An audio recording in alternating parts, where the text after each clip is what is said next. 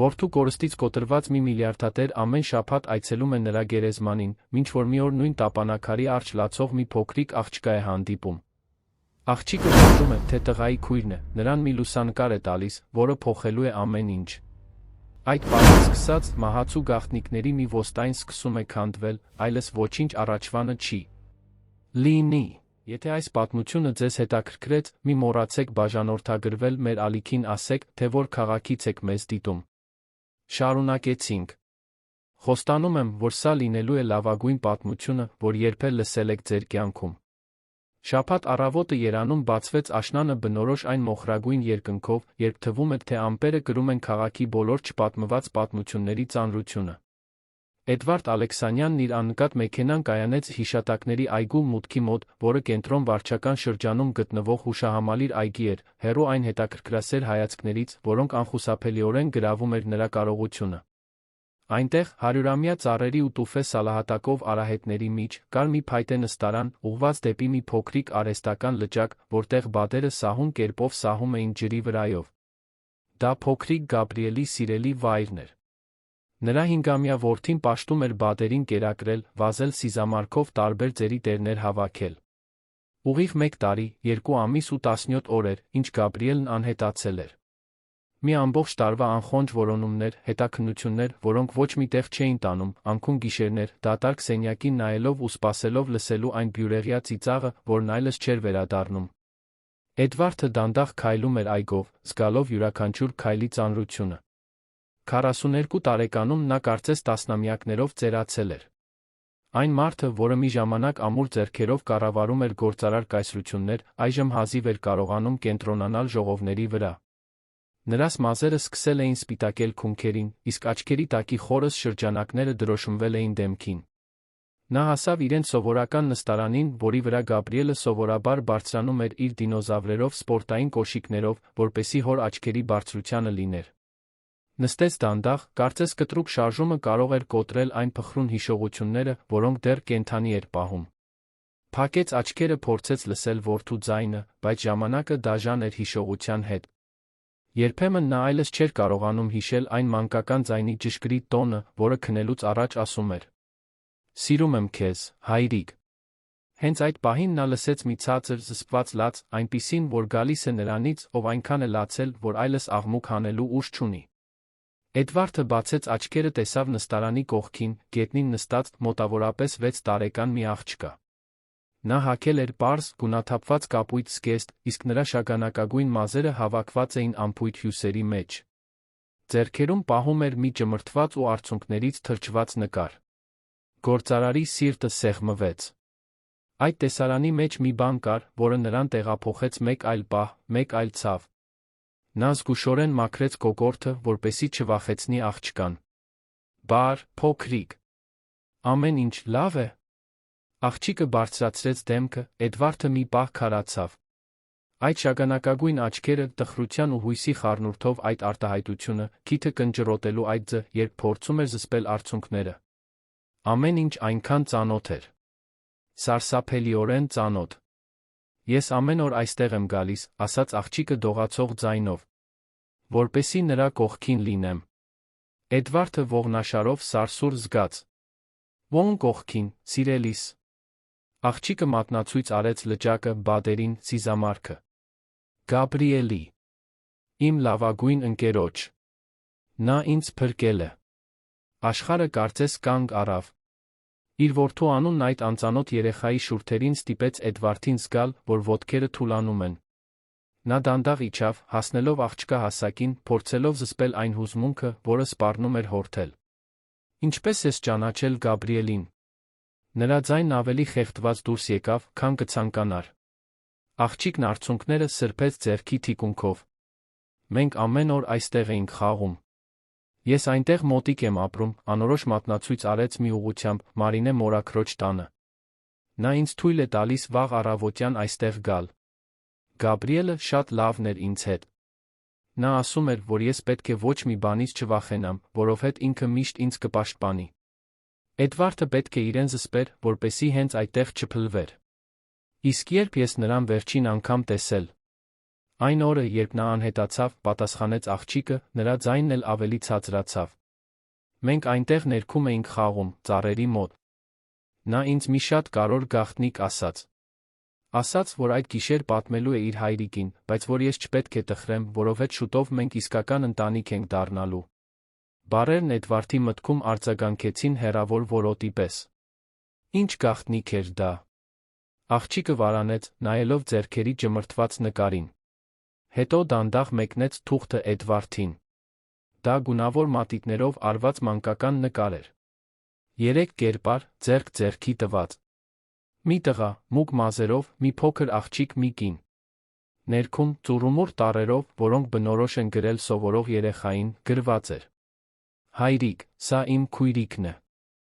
Էդվարդը դողացող ձեռքերով բռնեց թուղթը։ Նկարն անկասկած իր որդունն էր։ Նա ճանաչում էր այդ ձեռագիրը, մարդկանց աչքերը շատ մեծ նկարելու այդ այդ չափազանցված ժպիտները։ Բայց ինչ էր դա նշանակում։ Քույրիկ։ Գաբրիելը քույր ու եղբայր չուներ։ Թե ուներ։ Դու Գաբրիելի քույրիկն ես։ Հարցրեց Էդվարդը, փորձելով ընկալել այն անհնարին տեղեկությունը, որը ստանում էր։ Նա ասաց, այո, պատասխանեց աղջիկը։ Ասաց, որ իր մայրիկի մի գաղտնիք է բացահայտել։ Որ ես իր իսկական քույրիկն եմ, բայց ոչ ոք չգիտի։ Նա շատ ուրախացավ, երբ իմացավ։ Ասաց, որ միշտ էլ քույրիկ ունենալ է ուզեցել։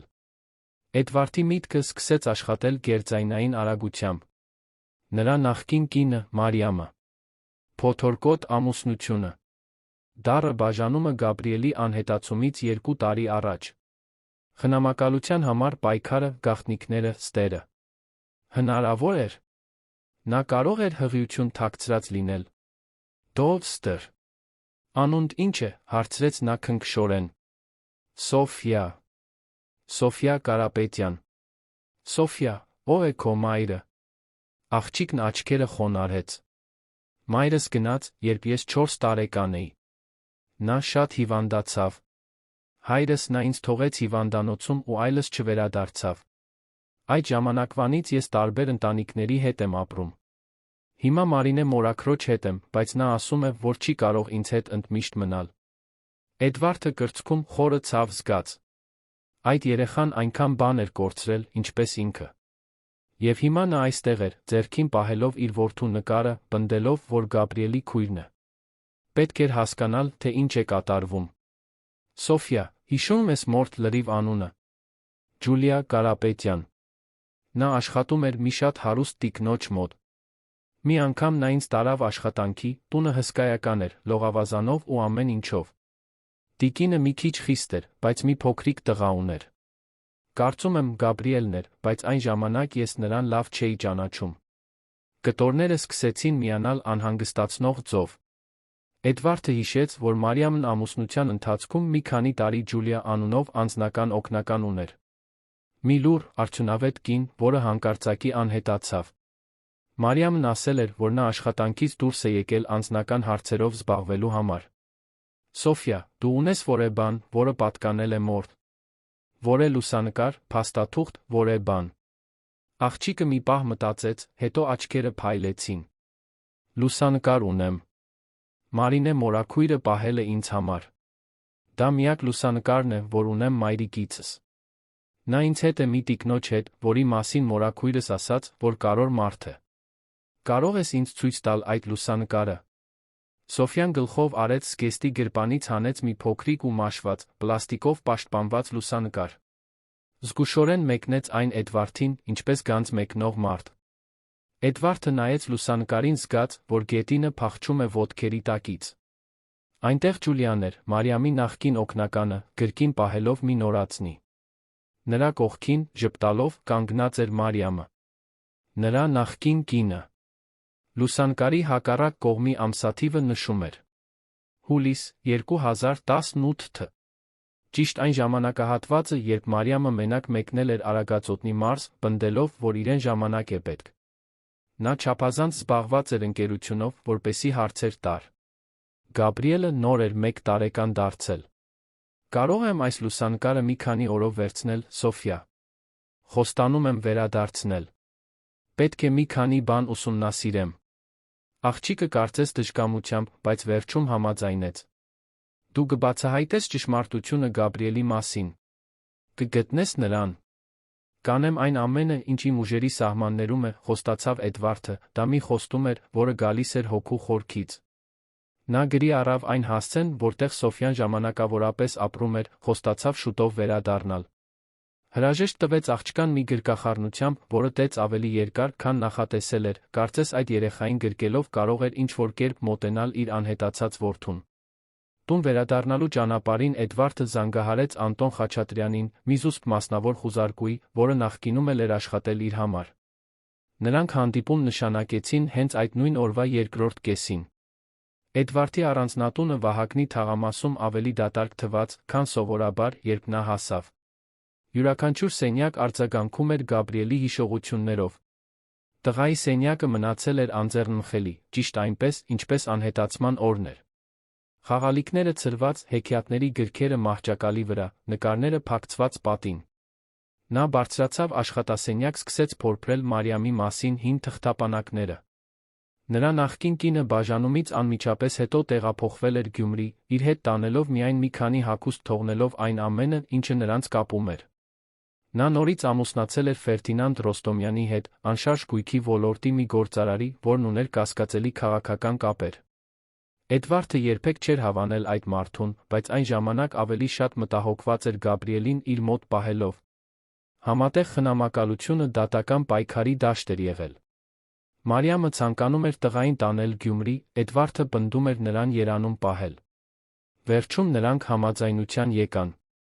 Գաբրիելը կմնար հոր հետ շաբաթվա ընթացքում, հերթական հանգստյան օրերը կանցկացներ մոր հետ։ Բայց Մարիամը հազվադեպ էր պահպանում պայմանավորվածությունը, միշտ պատճառաբանելով մասնագիտական պարտավորություններ կամ նոր ամուսնու հետ ճամփորդություններ։ Էդվարդը հիշեց, թե ինչպես էր Գաբրիելը սովորաբար վերադառնում մոր մոտ այդ հազվադեպ այցերից։ Ավելի լուռ, մտածկոտ։ Մի անգամ տղան հարցրել էր, թե հնարավոր է ունենալ ընտանիք, որի գոյության մասին ոչ ոք չգիտի։ Էդվարդը կարծել էր, թե դա պարզապես մանկական երակայություն է, շատ մուլտֆիլմեր դիտող երեխայի խոսակցություն։ Այժմ այդ հարցը սարսափելի կշիռ էր ստանում։ Երբ Անտոնը ժամանեց, արդեն կեսօրն անց էր։ Խուզարկուն 50 անց, նիհար մի մարդ էր, որի աչքերը կարծես տեսնում էին ակնհայտից այն կողմ։ Նա Էդվարդը վստահության հարաբերություններ ունեին, որոնք կառուցվել էին տարիների համատեղ աշխատանքի ընթացքում։ Անտոն, պետք է, որ դու ամեն ինչ ուսումնասիրես Ջուլիա Կարապետյան անունով մի կնոջ մասին։ Նա աշխատել է իմ նախկին կնոջ մոտ 2016-ից 2018 թվականներին։ Նա ինձ պետք է ամեն ինչ Սոֆյա Կարապետյան անունով մի աղջկա մասին, որը ներկայումս գտնվում է Մարինե անունով մեկի ժամանակավոր խնամքի տակ։ Եվ ամենակարևորը, ինձ պետք է իմանալ ամեն ինչ, բացարձակապես ամեն ինչ Ֆերդինանդ Ռոստոմյանի նրա գործարար գործունեության մասին վերջին 5 տարիներին։ Անտոնը մանրամասն նշումներ արեց։ Դուք կասկածում եք, որ է կապ Գաբրիելի անհետացման հետ։ Էդվարդը լուսանկարը տվեց խուզարկուին։ Ես շատ ավելին եմ կասկածում։ Կարծում եմ, որդիս բացահայտել է մի ընտանեկան գաղտնիք, որը ինչ-որ մեկը չէր ուզում, որ բացահայտվեր։ Եվ կարծում եմ, այդ գաղտնիքը կապված է մի երեխայի հետ, որը կարող է իմ դուստրը լինել։ Խուզարկուն ուշադիր ուսումնասիրեց լուսանկարը։ Անմիջապես կսկսեմ։ Ինձ անհրաժեշտ կլինի մուտք գործել հիվանդանոցային գրանցումներ, վկայականներ, ֆինանսական պատմություններ։ Կարող է մի քանի շաբաթ տել։ Դու մեկ շաբաթ ունես, վճռականորեն ասաց Էդվարդը։ Ինչ-որ բան ինձ հուշում է, որ ժամանակը սպառվում է։ Երբ Անտոնը գնաց, Էդվարդը վերադարձավ Գաբրիելի սենյակ։ Նստեց գետնին, հենվելով մահճակալին, գրկեց մի փափուկ արջուկ, որը որդին պաշտում էր։ Փակեց աչքերը, փորձեց հիշել յուրաքանչյուր խոսակցություն, յուրաքանչյուր մանրուք անհետացումից առաջ վերջին օրերի։ Գաբրիելն այդ շաբաթ ոգորված էր։ Ասել էր, որ այգում նոր ընկերուհի է ձեռք բերել, մի շատ լավ աղջիկ, որին օգնություն է պետք։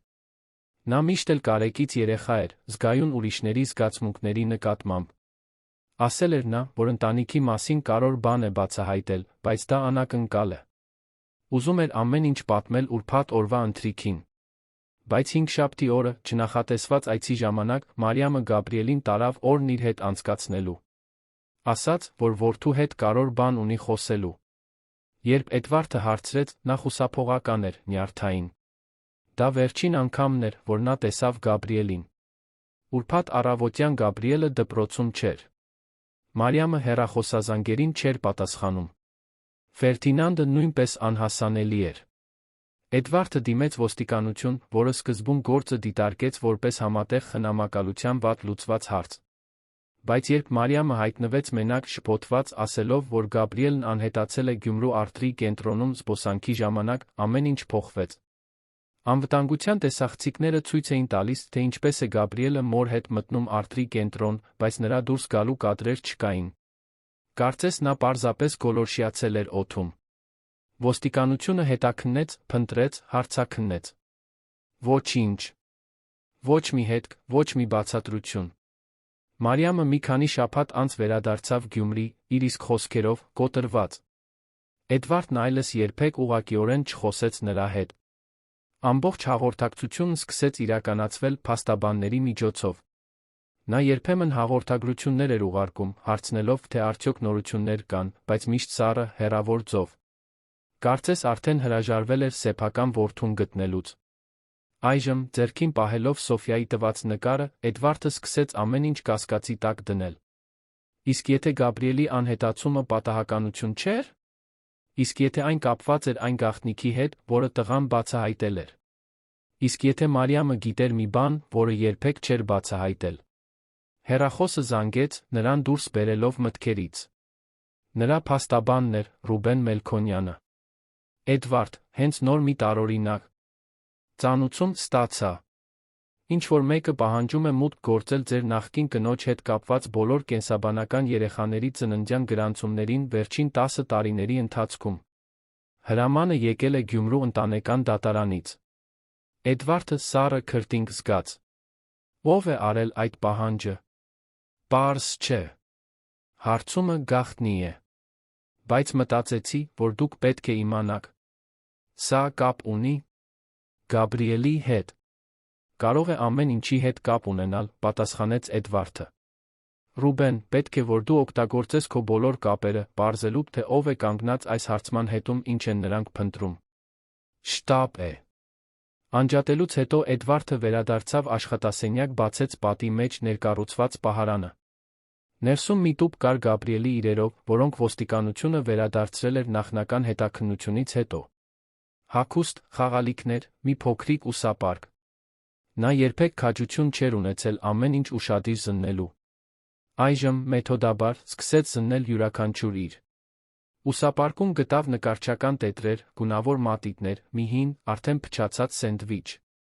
Խորքում, մի ներքին գրպանում, որը քիչ էր մնում աննկատ մնար, նրա մատները դիպան մի կոշտ բանի։ Դա մեկ այլ նկար էր, մի քանի անգամ ծալված։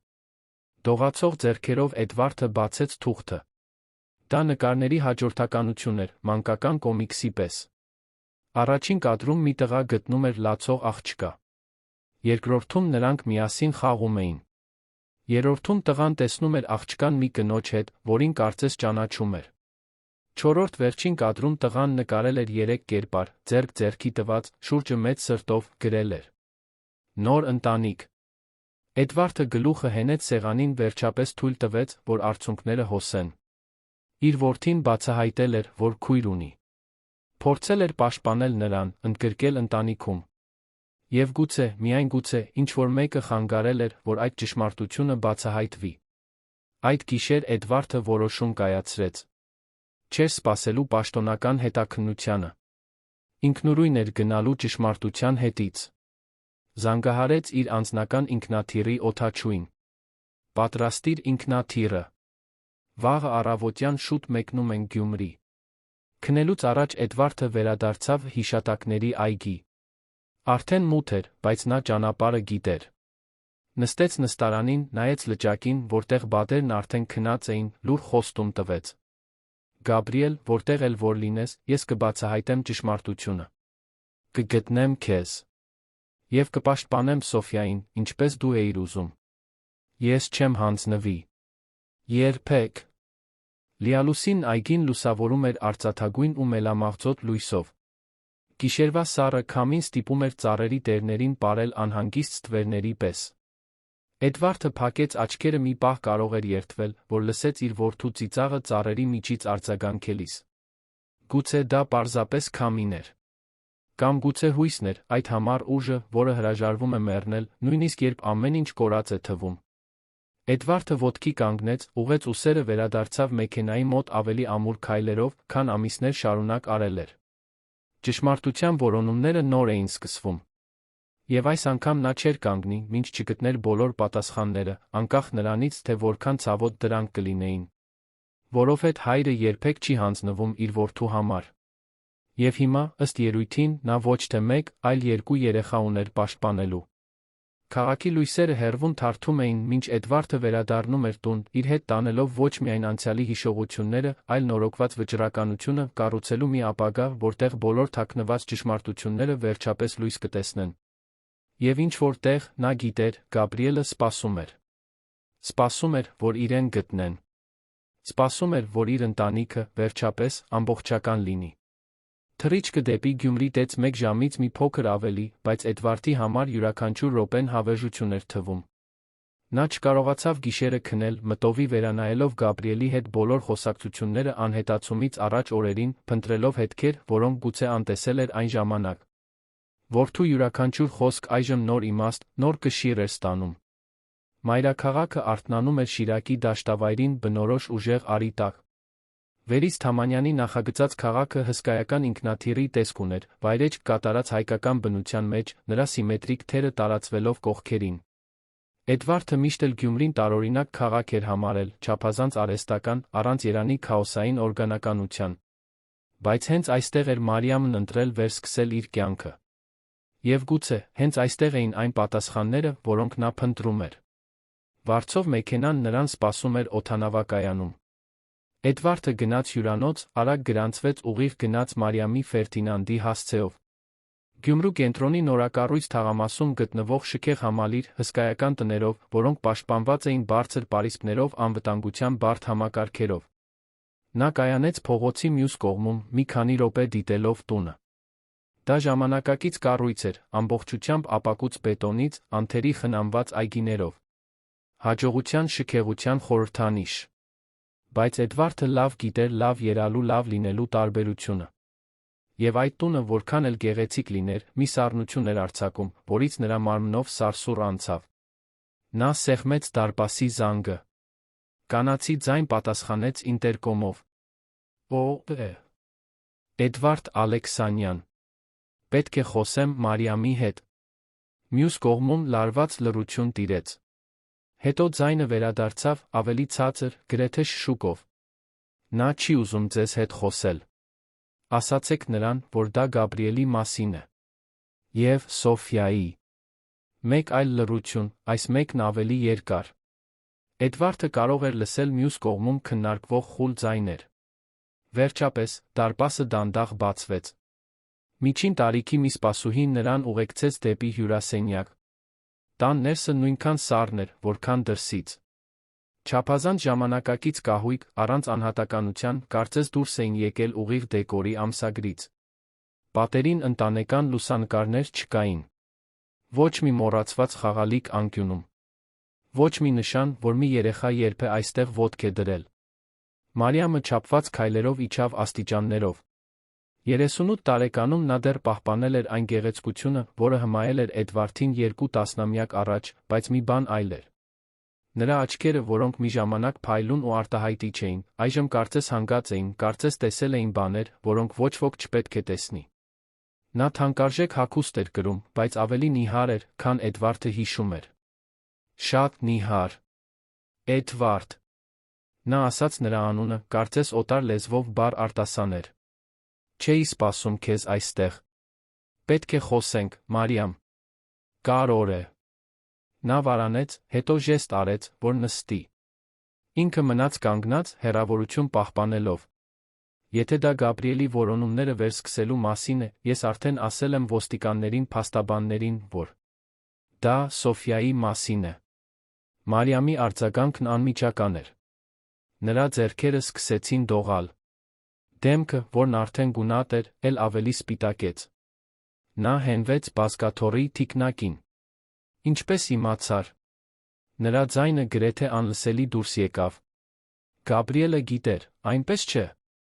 Էդվարդը ոտքի կանգնեց, զգուշորեն մոտենալով նրան, կարծես գործ ունենար մի շատ փխրուն բանի հետ, որը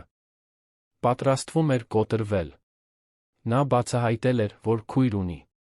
Մի աղջիկ, Սոֆիա անունով, որին դու ունեցել թաքցրել ես բոլորից։ Ինձնից։ Նրանից։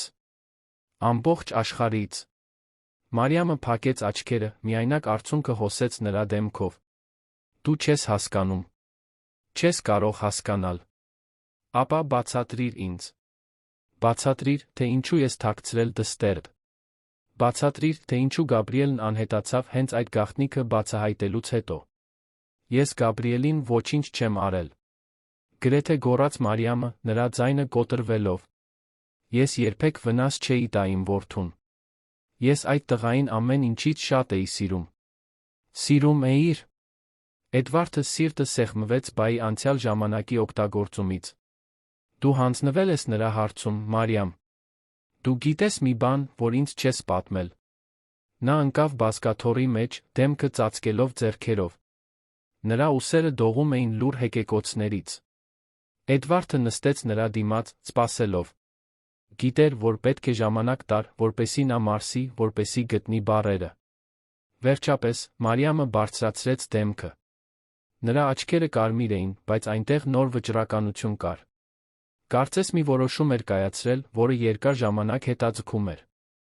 Սոֆյան քո դուստրը չէ, սկսեց նա խռպոտ ձայնով։ Ես հղիացել եմ մեր ամուսնության ընթացքում, բայց մեկ այլ տղամարդուց։ Մի սիրավեպ, որը տեց մի քանի ամիս։ Ես շփոթված էի, դժբախտ, զգում էի, որ կյանքս սահում է ձեռքերիցս։ Դու այնքան շատ էիր աշխատում, Էդվարդ։ Ես ինձ այնքան մենակ էի զգում։ Էդվարդը կուլ տվեց։ Ցավալի էր դա լսել, բայց նրան պետք էր ամբողջական ճշմարտությունը։ Շարունակիր։ Երբ իմացա հղիության մասին, խուճապի մատնվեցի։ Գաբրիելը նոր էր 1 տարեկան դարձել։ Դու քո կարիերայի գագաթնակետին էիր, կառուցում էիր գործարար կայսրություն։ Եթե պատմեի, կկորցնեի ամեն ինչ։ Գաբրիելի խնամակալությունը, ֆինանսական կայունությունը, հեղինակությունը։ Այնպես որ, ես թաքցրի։ Լայն հագուստ էի կրում, առողջական խնդիրներ հորինեցի, գնացի Արագածոտնի մարզ, երբ փորս սկսեց ելալ։ Իսկ Ջուլիան, հարցրեց Էդվարդը։ Քո օգնականը։ Նա գիտեր։ Մարիամը դանդաղ գլխով արեց։ Ջուլիան միակ մարդն էր, ում վստահեցի։ Նա ինձ օգնեց հղիության ընթացքում, ինձ հետ մնաց ծննդաբերության ժամանակ։ Երբ Սոֆյան ծնվեց, մենք վճարեցինք, որպեսզի Ջուլիան նրան գրանցի որպես իր դուստր։ Մենք նրան առատաձեռն գումար տվեցինք, բավականաչափ, որպեսզի նա կարողանար աղջկան հարմարավետ մեծացնել, հեռու երանից, հեռու քեզնից։ Էդվարդը սրտխառնոց զգաց։ Դու տվել ես քո սեփական դստերը։ Կարծես նա մի իր լիներ, որը կարող էիր պարզապես փոխանցել մեկ ուրիշին։ Ես ընտրություն չունեի։ Պաշտպանվեց Մարիամը, բայց նրա ձայնը լի էր մեղքի զգացումով։ Ջուլիան լավ մարդ էր։ Նա շատ էր ուզում մայր լինել, բայց չէր կարող երեխաներ ունենալ։ Դա մի պայմանավորվածություն էր, որը ձեռնտու էր բոլորին։ Սոֆյան կունենար սիրող ընտանիք, Ջուլիան կիրականացներ իր երազանքը, իսկ ես կկարողանայի պահպանել իմ կյանքն անձեռնմխելի։ Բայց չստացվեց, այնպես չէ, ճնշեց Էդվարդը։ Ջուլիան հիվանդացավ։ Նա շատ հիվանդացավ, վերջում Սոֆիային մենակ թողեց աշխարհում։ Մարիամը ձեռքով ծածկեց բերանը, աչքերը նորից լցվելով արցունքներով։ Երբ իմացա, որ Ջուլիան մահացել է, փորձեցի գտնել Սոֆիային։ Բայց նրա կենսաբանական հայրը, այն տղամարդը, ում հետ Ջուլիան ամուսնացել էր հետագայում, նրան տարել էր։ Ես փնտրեցի, մարդիկ վարձեցի, բայց նա պարզապես անհետացավ աղջկա հետ։ Տարիներ անց իմացա, որ նա լքել է նրան։ Եվ դու ոչինչ չարեցիր, ասաց Էդվարդը, յուրաքանչյուր բառը լցված մեղադրանքով հիասթափությամբ։ Քո սեփական դուստրը, մի տնից մյուսը նետված, դու ոչինչ չարեցիր։ Ես չէի կարող։ Կտրուկ ոտքի կանգնեց Մարիամը։ Դու չես հասկանում։ Եթե ես հրապարակայնորեն ընդունեի Սոֆիային, ամեն ինչ ջրի երես դուրս կգար։ Սիրավեպը, սուտը, ամեն ինչ։ Ֆերդինանդը ոչինչ չգիտեր։ Նա չէր կարողանա դա հաղթահարել։ Իսկ Գաբրիելը… Աստված իմ, Գաբրիելը չէր կարող իմանալ։ Բայց նա իմացավ, մեղմորեն ասաց Էդվարդը։ Չգիտեմ ինչպես, բայց նա իմացավ։ Հանդիպեց Սոֆյային այգում։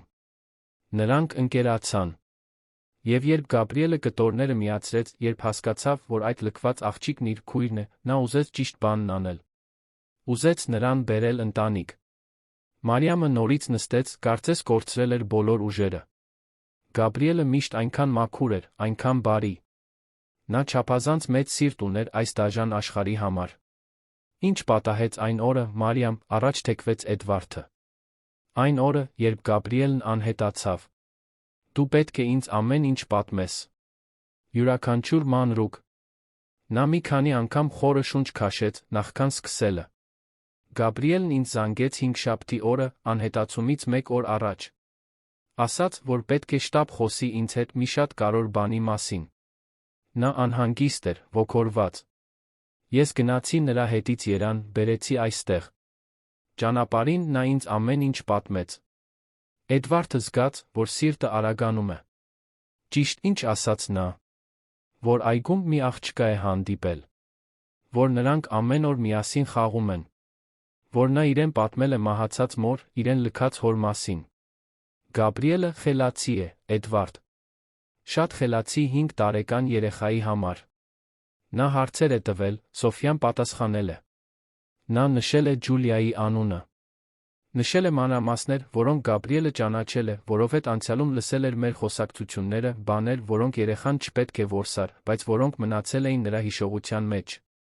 Եվ նա եզրակացրեց, որ Սոֆյան իր քույրն է։ Այո։ Նա այնքան երջանիկ էր, Էդվարդ։ Ասաց, որ միշտ էլ եղբայր կամ քույր է ուզեցել։ Ասաց, որ ինձ կօգնի Սոֆյային բերել մեր ընտանիք, որ դու կպաշտես նրան, որ վերջապես մենք ամբողջական ընտանիք կլինենք։ Նա չէր հասկանում իրավիճակի բարդությունը։ Նրա համար դա պարզ էր։ Գտել է քրոջը, քույրերը միասին են մնում։ Էդվարդը պետք է պայքարեր արցունքների դեմ։ Կարող էր կատարելապես պատկերացնել Գաբրիելին, որ ասում է այդ բաները, այն մանկական ոգորությամբ, այն սրտի մաքրությամբ։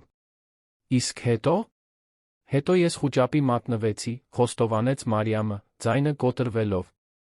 Ասացի Գաբրիելին, որ նա շփոթված է, որ դա չի կարող ճիշտ լինել։ Բայց նա պնդեց։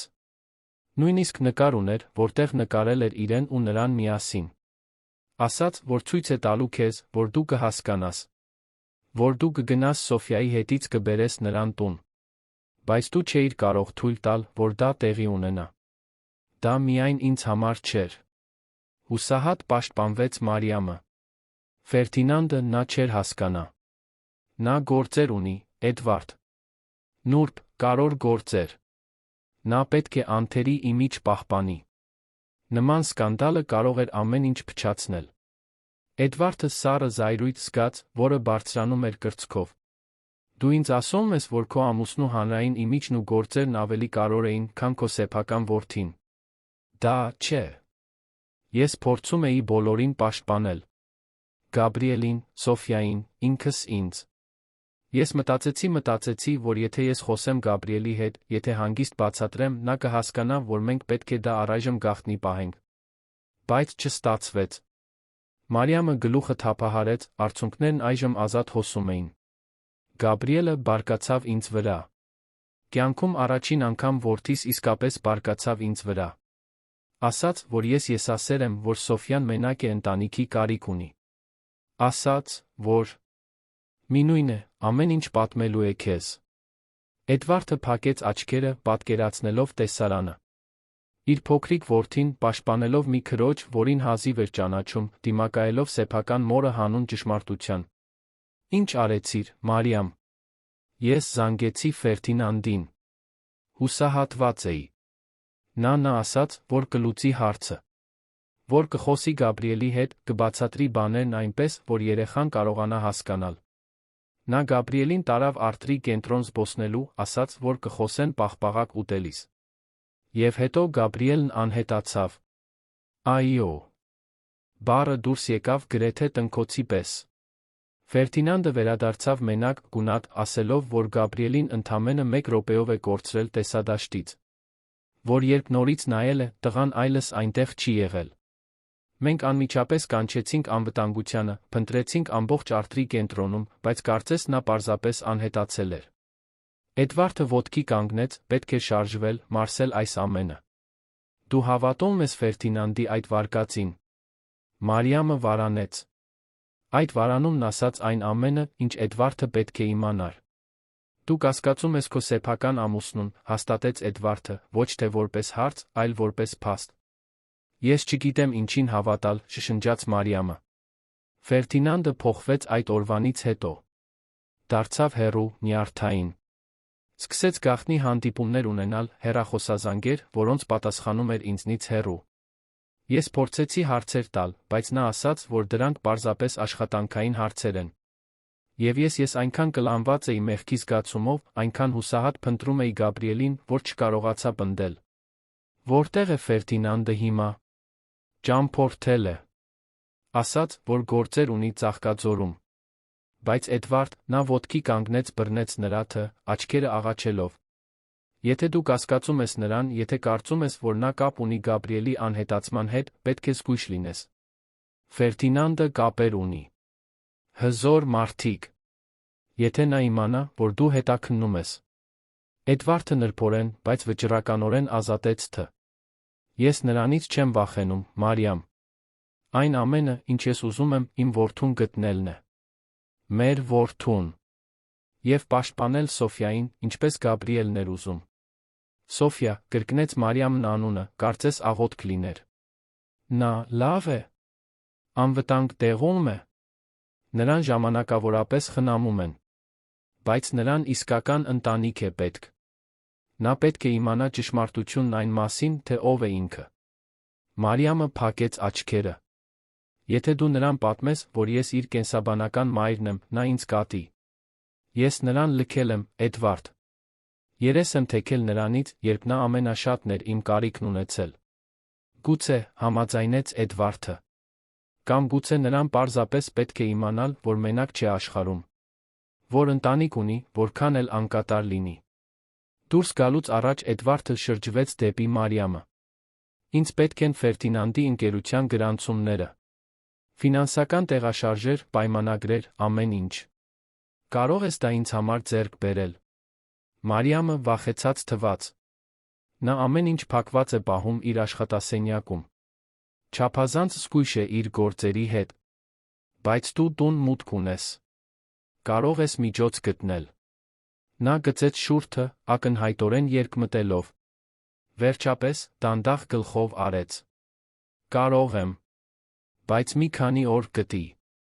Դու 48 ժամ ունես, ասաց Էդվարդը, արդեն շարժվելով դեպի դուռը։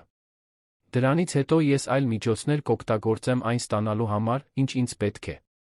Եվ Մարիամ, եթե դու էլի ինչ-որ բան ես թաքցնում, եթե կա որևէ մանրուք, որ ինձ չես պատմել, ավելի լավ է հիմա ասես։ Մի բան կա, ասաց նա, երբ Էդվարդն արդեն ձեռքը դրել էր դռան բռնակին։ Գաբրիելի անհետացումից առաջ վերջին ամիսներին Ֆերդինանդը տարօրինակ հեռախոսազանգեր էր ստանում։ Մի անգամ լսեցի, թե ինչպես է նա ինչ-որ մեկի հետ վիճումը խնդիրները վերացնելու ներդրումները պաշտպանելու մասին։ Այն ժամանակ մտածեցի, որ դրանք պարզապես գործեր են, բայց հիմա։ Էդվարդը ողնաշարով սարսուռ զգաց։ Դու կարծում ես, որ Գաբրիելն էր այն խնդիրը, որը պետք էր վերացնել։ Չեմ ուզում դրան հավատալ, շշնջաց Մարիամը։ Բայց երբեմն, ուշ գիշերով, ես արթնանում եմ ինքս ինձ հարցնում։ Եվ այդ կասկածն ինձ ներսից ուտում է։ Էդվարդը դուրս եկավ Մարիամի տնից ավելի շատ հարցերով, քան պատասխաններով։ Վերադարձավ հյուրանոց անմիջապես զանգեց Անտոնին, իր խուզարկուին։ Ինձ պետք է ամեն ինչ Ֆերդինանդ Ռոստոմյանի մասին։ Ոչ միայն մակերեսային գործերը։ Ուզում եմ իմանալ, թե ում հետ է նա աշխատում, ում համար է աշխատում, որոնք են նրա իրական շահերը։ Եվ պետք է իմանամ, թե որտեղ է նա եղել ճշգրիտ այն օրը, երբ Գաբրիելն անհետացավ, րոպե առ րոպե։ Դա կպահանջի որոշ ոչ այնքան սովորական ռեսուրսներ, զգուշացրեց Անտոնը։ Արա այն, ինչ անհրաժեշտ է։ Փողը խնդիր չէ։ Մինչ սպասում էր խուզարկուի աշխատանքին, Էդվարդը որոշեց գնալ մեկ այլ թելի հետից։ Ջուլիայի քրոջ, եթե նա գոյություն ուներ։ Մարիամը նշել էր, որ Ջուլիան ընտանիք ուներ Երանի մերձակայքում։ Մի քանի հեռախոսազանգերի իր զգալի ռեսուրսների օգտագործմամբ Էդվարդը կարողացավ գտնել Հեղինե Կարապետյան անունով մի կնոջ, Ջուլիայի ավագ քրոջը, որն ապրում էր Երանից մոտ 200 կիլոմետր հեռավորության վրա գտնվող մի փոքրիկ քաղաքում։ Որոշեց, որ կայցելի նրան, հենց որ վերադառնա։ Բայց դրանից առաջ մի բան կար, որ պետք է ստուգեր Գյումրիում։ Արտրի կենտրոնը, որտեղ Գաբրիելն անհետացել էր։ Շիրազ Պլազան քաղաքի ամենամեծ արտրի կենտրոններից մեկն էր, ժամանակակից միշտ մարդաշատ։ Էդվարդը հասավ այնտեղ կեսօրին ուղիղ գնաց վարչություն։ Ցույց տվեց իր անձը հաստատող փաստաթուղթը, բացատրեց, որ հետաքննում է որդու անհետացումը։ Անվտանգության մենեջերը, Կարլեն անունով մի մարդ, օգտակար թվաց։ Լավ եմ հիշում դեպքը, պարոն Ալեքսանյան։ Շատ տարօրինակ իրավիճակ էր։ Մենք մի քանի անգամ վերանայել ենք բոլոր տեսախցիկները։ Ուզում եմ նորից տեսնել ձայնագրությունները։ Բոլորը։ Կարլենը նրան տարավ դիտարկման սենյակ։ Հաջորդ 2 ժամվա ընթացքում Էդվարդը բազմիցս դիտեց այն ճակատագրական օրվա կադրերը։ Տեսնում էր Գաբրիելին, որը մտնում էր Ֆերդինանդի հետ, տղան ձեռքը բռնած խորթ հոր հետ։ Բայց Գաբրիելի պահվածքի մեջ մի բան կար, որ գրավեց նրա ուշադրությունը։ Տղան կարծես դժկամությամբ էր շարժվում, մի քանի անգամ հետ էր նայում, կարծես ինչ-որ մեկին էր փնտրում կամ ուզում էր փախչել։ Նրանք գնացին սննդի կորտ։ Ֆերդինանդը երկուսի համար էլ պաղպաղակ գնեց։ Նստեցին սեղանի շուրջ։ Էդվարդը պատկերը մոտեցրեց որքան հնարավոր էր։ Կարող էր տեսնել Ֆերդինանդին, որը խոսում էր, ժեստեր անում։ Գաբրիելը կարծես վիճում էր, բացասական գլուխը թափահարում։ Հետո ինչ-որ բան տեղի ունեցավ։ Ֆերդինանդը հեռախոսազանգ ստացավ։ Պատասխանեց, նրա արտահայտությունը լիովին փոխվեց։ Դարձավ լուրջ, նյարդային։ Արագ խոսեց Գաբրիելի հետ, ոտքի կանգնեց, դեռ հեռախոսով։ Գաբրիելը մնաց մենակ սեղանի մոտ, խառնելով հալվող պաղպաղակը։ Կանգնեցրու այստեղ, խնդրեց Էդվարդը։ Կարող եք մի փոքր հետ տալ։ Կարլենը հետ տվեց ձայնագրությունը։ Էդվարդն ուշադիր դիտեց։ Ֆերդինանդը մի քանի մետր հեռավորության վրա էր, մեջքով դեպի Գաբրիելը, կենտրոնացած զանգի վրա։ Եվ հետո, գրեթե աննկատ, Գաբրիելը ոտքի կանգնեց աթոռից, սկսեց հեռանալ։ Նա իր կամքով է դուրս եկել, մրմնջաց Էդվարդը։ Նրան չեն առանգել։ Նա փախել է։ Կարլենը զարմացած թվաց։ Բայց ո՞ր։ Նա ոչ մի տեսախցիկում չի երում արտրի կենտրոնից դուրս գալիս։ Ցույց տվեք ինձ այդ տարածքից բոլոր հնարավոր ելքերը։ Հաջորդ ժամվա ընթացքում նրանք համակարգված վերանայեցին սննդի կորտի մոտ գտնվող բոլոր տեսախցիկները։ Եվ հետո Էդվարդը տեսավ։ Մի դուռ, մուտքը սահմանափակ է, աշխատակիցների համար գրությամբ։ Գաբրիելն անցել էր դրանով։ Ո՞ր է տանում այդ դուռը, հարցրեց Էդվարդը, սիրտը արագացած։ Ծառայողական միջանցքներ։ Մի քանի վթարային ելքեր կան, որոնք տանում են դեպի բեռնատարների կայանատեղի։ Բայց պարոն Ալեքսանյան, այդ դռները պետք է փակ լինեին։ Երեխան չէր կարող։ Եթե ինչ-որ մեկը դրանք դիտավորյալ բաց չէր թողել, ավարտեց Էդվարդը։ Ինչ-որ մեկը, ով գիտեր, որ Գաբրիելը փորձելու է փախչել։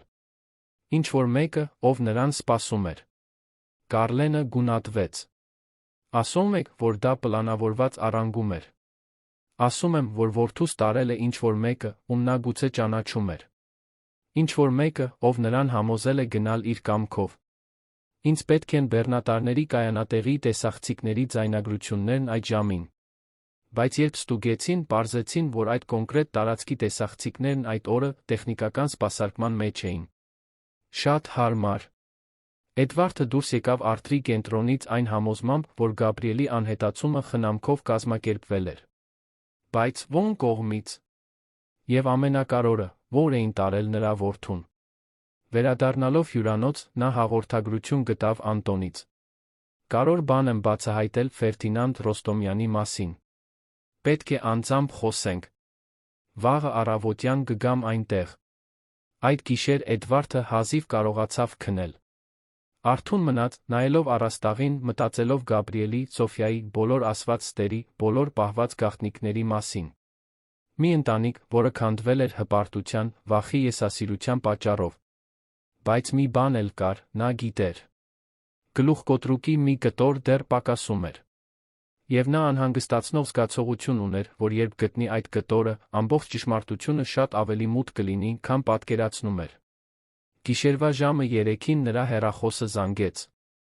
Անհայտ համար էր։ Ալո։ Մյուս կողմում լռություն։ Բայց ինչ-որ մեկը կար, նա կարող էր լսել մեղմ շնչառություն։ Ո՞վ է, պնդեց Էդվարդը։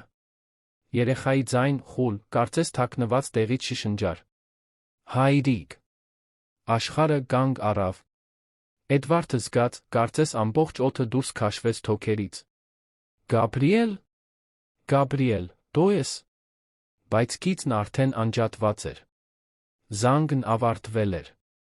Դողացող ձեռքերով Էդվարդը փորձեց հետ զանգել, բայց համարն անջատված էր։ Նա ծնկի իջավ հյուրանոցի սենյակի հատակին, հեռախոսը դեռ սեղմած ականջին, արցունքները հոսում էին դեմքով։ Նրա որդին ողջ էր։ Եվ փորձում էր կապ հաստատել։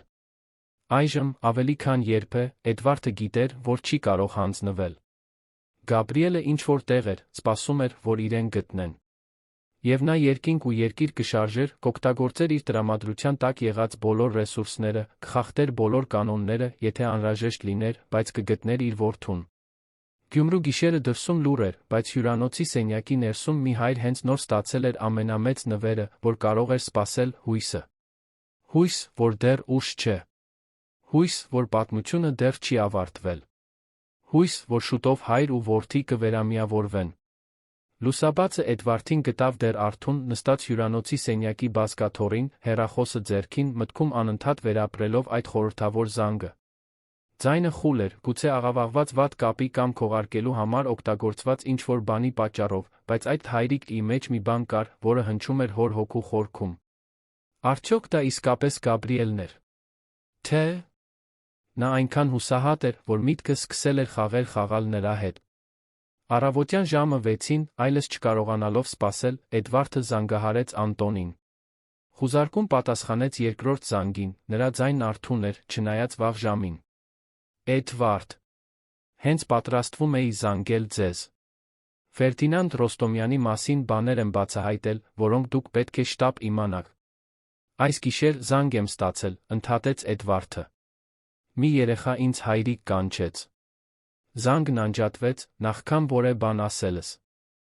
Անտոն, իսկ եթե դա Գաբրիելն է։ Մյուս կողմում դադար եղավ։ Կարողացաք հետել համարին։ Անջատված էր, երբ փորձեցի հետ զանգել։ Կարծես միանգամյա օգտագործման հեռախոս լիներ։ Ես կկարողանամ հետել զանգի ծագմանը օպերատորի միջոցով։ Բայց Էդվարդ, պետք է պատրաստ լինեք այն հավանականությանը, որ դա թակարդ է։ Եթե Գաբրիելի անհետացման մեջ ներգրավված մարդիկ բացահայտել են, որ դուք հետաքննում եք, կարող են փորձել ձեզ ապակայունացնել։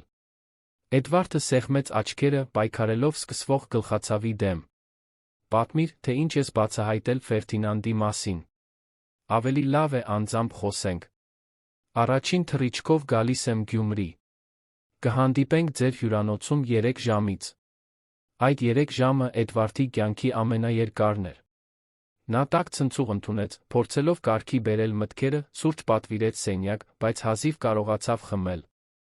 Նրա միտքը հնարավորությունների հորցանուտ էր, յուրաքանչյուրը մյուսից ավելի տանջալի։ Երբ Անտոնը վերջապես ժամանեց, իր հետ բերել էր փաստաթղթերի հաստ թղթապանակ նոութբուք։ Խուզարկուն կարծես նույնպես չէր քնել, նրա չսափրված մորուքը հոգնած աչքերը վկայում էին լարված աշխատանքի գիշերների մասին։ Ֆերդինանդ Ռոստոմյանը նա չէ, ով երում է, սկսեց Անտոնն առանց նախաբանի, բացելով նոութբուքը։ Նրա անշարժ գույքի ներդրումային ընկերությունը պարզապես քողարկում է։ Նա ներգրավված է փողերի լվացման բարդ սխեմայի մեջ, կեղծ անշարժ գույքի գործարքների միջոցով։ Էդվարդը չզարմացավ։ Միշտ էլ իմացել էր, որ Ֆերդինանդը վստահելի չէ։ Շարունակիր։ Նա գնում է գույք ուռճացված գներով, օգտագործելով կասկածելի ծագման փողեր, հետո վերավաճառում է դրանք շատ ավելի ցածր գներով, մաքրելով կապիտալը գործընթացում։ Բայց սա միայն մակերեսն է։ Այն փողերը, որոնք նա լվանում է, գալիս են շատ խնդրահարույց աղբյուրներից։ Կոռումպացված քաղաքական գործիչներ, հարկային խարդախությունների մեջ ներգրավված գործարարներ, նույնիսկ որոշ անուններ, որոնք կապված են Գյումրիում ազդեցության չարաշահման հետ։ Էդվարդը զգաց, որ ստամոքսը շրջվում է։ Իսկ Մարիամը գիտի՞ այդ մասին։ Ըստ երևույթին, ոչ։ Առնվազն ոչ ամբողջ ծավալով։ Բայց նա ներգրավված է, նույնիսկ եթե անգիտակցաբար։ Ֆերդինանդն օգտագործել է նրա մուտքը ձեր հին գործարար համակարգերին, որոշ գործարքներ հեշտացնելու համար։ Նա դեռ ուներ մուտքի տվյալներ, երբ ամուսնացած էր ձեզ հետ, հիշում եք։ Դրանք երբեք լիովին չեն ապա ակտիվացվել։ Աստված իմ, Էդվարդը ձեռքը տարավ մազերի միջով։ Ուրեմն նա օգտագործել է նրան։ Դարձրել է նրան հանցակից, առանց նրա իմացության։ Ճիշտ այդպես։ Եվ այստեղ է, որ հետաքրքիր է դառնում, Անտոնը շրջեց նոութբուքը, ցույց տալով մի շարք ընդգծված ֆինանսական գործարքներ։ Գաբրիելի անհետացումից 2 շաբաթ առաջ Ֆերդինանդը զգալի փոխանցում է ստացել օֆշորային հաշվից։ Գումարը 5 միլիոն դրամ։ Ինչի՞ համար վճարում։ Դա 5 միլիոնանոց հարց է։ Բայց ավելին կա։ Նույն օրը, երբ Գաբրիելն անհետացավ, Ֆերդինանդի անձնական հաշվից 100,000 դրամ կանխիկացում է եղել։ Կանխիկ փող, առանց հետքի։ Եվ կան նրա մի քանի զանգերի գրանցումներ մի համարի, որը ես հետել եմ մինչ Լոռու մարզի մի փոքրիկ գյուղական տուն, այստեղից մոտ 200 կիլոմետր հեռավորության վրա։ Էդվարդի սիրտը սկսեց ավելի արագ բաբախել։ Կարծում ես, Գաբրիելն այնտեղ է։ Չգիտեմ։ Բայց կարծում եմ, արժե հետաքննել։ Գույքը գրանցված է կեղծ ընկերության անունով, բայց ես բացահայտեցի, որ այն գնվել է Ֆերդինանդի կողմից 3 տարի առաջ։ Դա մեկուսացված վայր է, կատարյալ, ինչ-որ մեկին թաքցնելու համար։ Էդվարդը ոտքի կանգնեց, նորոգված վճռականությունը փայլում էր աչքերում։ Ուրեմն գնում ենք այնտեղ։ Հիմա։ Հանգիստ, Անտոնը բարձրացրեց ձեռքը։ Չենք կարող պարզապես ներխուժել։ Եթե Գաբրիելն իսկապես այնտեղ է, եթե հսկող մարդիկ կան, կարող ենք նրան վտանգի ենթարկել։ Մեզ պլան է պետք։ Էդվարդը գիտեր, որ խուզարկուն ճիշտ է, բայց նրա էության յուրաքանչյուր բջիջ գոռում էր, որ անմիջապես վազի այդ վայրը։ Ապա ասա, թե որն է պլանը։ Նախքան Անտոնի պատասխանելը, Էդվարդի հեռախոսը զանգեց։ Մարիամն էր։ Էդվարդ, ես գտա այն ֆայլերը, որոնք խնդրել էիր, նրա ձայնը լարված էր, նյարդային։ Ֆերդինանդը վաղ դուրս եկավ հանդիպման, բայց կեսօրին վերադառնում է։ Պետք է հանդիպենք դրանից առաջ։ Որտեղ։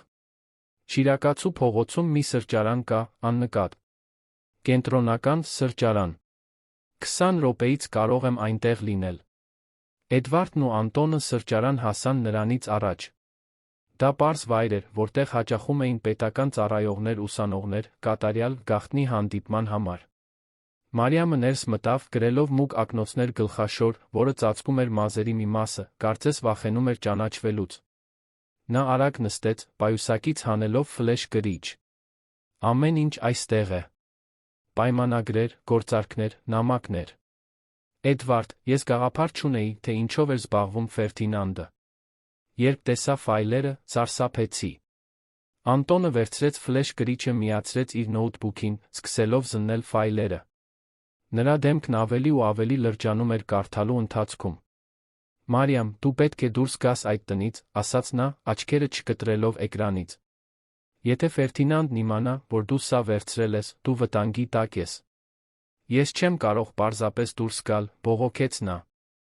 Նա կկասկածի։ Եվ եթե նա կապ ունի Գաբրիելի հետ, եթե ես հիմա փախչեմ։ Նա ճիշտ է, միջամտեց Էդվարդը։ Մարիամ, դու պետք է սովորականի պես պահես քեզ։ Բայց ես քեզ համար պաշտպանություն կկազմակերպեմ։ Զուսպ մարդիկ, որոնք կհետեն, կապահովեն, որ դու անվտանգ ես։ Այստեղ մի բան կա, ընդհատեց Անտոնը, շրջելով նոութբուքը։ Ֆերդինանդի նամակը միայն ըռով նշված ինչ-որ մեկին։ Ամսաթիվը Գաբրիելի անհետացումից 3 օր առաջ է։ Կարդացեք սա։ Նամակը կարճ էր, բայց անհանգստացնող։ Տղան չափազանց շատ բան գիտի։ Իրավիճակը պետք է վերահսկվի, նախքան ամեն ինչ վտանգի ենթարկելը։ Դու գիտես ինչ անել։ Ինձ պետք է վերջնական լուծում, բայց որը կասկածներ չի հարուցի։ Մարիամը ձեռքերով ծածկեց բերանը, աչքերը սարսափից լայնացած։ Ոչ, ոչ, ոչ, ոչ։ Նա չէր կարող։ Գաբրիելը պարզապես երեխա էր։ Վերջնական լուծում կրկնեց Էդվարդը բառերը, զգալով, թե ինչպես է լեղին բարձրանում կոկորդում։ Բայց Գաբրիելը չի նա ողջը։ Ես գիտեմ, որ ողջ է։ Այդ զանգը։ Եթե միայն դանդաղ ասաց Անտոնը, վերջնական լուծումը Գաբրիելին վնասելու մասին չէր, այլ նրան թաքցնելու։ Նրան մեկուսացված պահելու, բոլորից հեռու, որտեղ նա չէր կարող պատմել այն, ինչ գիտեր։ Սոֆիայի մասին, ավարտեց Էդվարդը։ Գաբրիելը գիտեր Սոֆիայի մասին։ Գիտեր, որ նա իր քույրն է, գիտեր, որ Մարիամը թաքցրել է դստերը։ Իսկ եթե Ֆերդինանդը վախենում էր, որ այդ բացահայտումը ջրի երես կհանի իր ամբողջ հանցավոր գործունեությունը, որ հետաքննություններ կսկսվեն, որ մարդիկ կսկսեն հարցեր տալ։ Նա կանհետացներ Գաբրիելին, շնջաց Մարիամը, արցունքները հոսում էին մուգ ակնոցների հետից։ Իր գործերը, իր հեղինակությունը, ստերի ու հանցագործությունների վրա կառուցված իր կայսրությունը պաշտպանելու համար։ Աստված իմ, Էդվարդ, ես ինչ եմ արել։ Ես հրեշ եմ բերել մեր կյանք։ Էդվարդը ուզում էր մխիթարել նրան, բայց նրա մի մասը դեռ բարկացած էր։ Բարկացած այն ընտրությունների համար, որ նա արել էր, այն գաղտնիքների համար, որ պահել էր։ Մենք պետք է գտնենք, թե ով է այդ ըռն։ Հենց այդ մարդուն է Ֆերդինանդն ուղարկել Գաբրիելին։ Արդեն հետում եմ, արագ տպում էր Անտոնը։